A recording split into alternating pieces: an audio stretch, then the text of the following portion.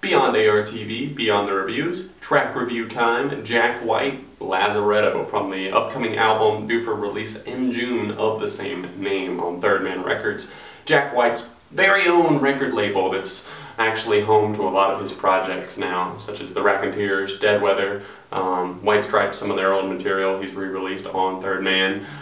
Pretty much anything Jack White gets involved in, I usually end up being a fan of. I was a fan of his first solo album. A lot of people were pretty torn on it. I had very positive feelings towards it as a whole for Blunderbuss. I loved about 3/4 of the tracks on that record, and with this new record, Lazaretto, the 2 tracks that we've gotten so far are definitely an indication of a new shift in style. And I have to say that I'm not loving it as much as some of his past work, but I think it's a really interesting approach. I like on this title track, Lazaretto, I think the intro is very punchy. Boom, boom, boom, ba-da-da-dum, boom, boom, boom, and then it kind of reverbs and like plays throughout the entire track. It's built off of that very simple start, but I think it's really creative at the same time. I love Jack's vocals on this one. It's something that, you know, it's very random at times what he sings about, but at the same time, if you dig deeper, there is meaning behind every track that he puts out there. He's a very, very creative man, and definitely one of my heroes in life, someone I've looked up to since I was about 13, so for about 9 years now he's been someone that I've always admired, someone I would love to meet and maybe even interview one day, but that's besides the point here. I think that Jack White's guitar playing isn't necessarily showcased amazingly here, but there is a really, really wicked cool solo on the track that just kind of lets loose. It's what Jack White is kind of known for, just those kind of random guitar moments that don't necessarily always flow with the rest of the track, but at the same time they do, if that makes any sense. It just creates this huge ball of energy that just really unleashes and just helps you enjoy the rest of the album, or the track in this case.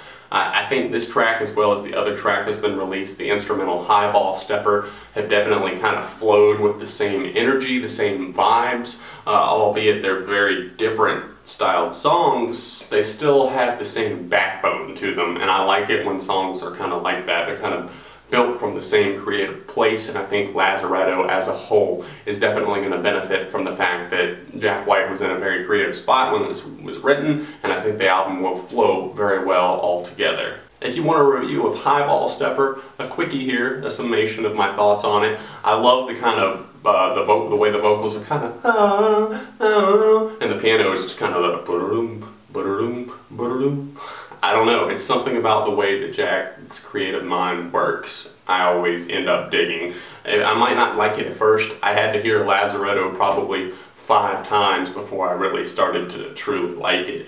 But as for ratings for both songs, I would say 4 out of 5 for the track Lazaretto and 4.5 for Highball Stepper. What do you guys think of these tracks? Let me know in the comment section down below. Which one do you like more? What do you think Jack White's upcoming record is going to sound like? I thought it was so cool that he set the world record on Record Store Day here recently.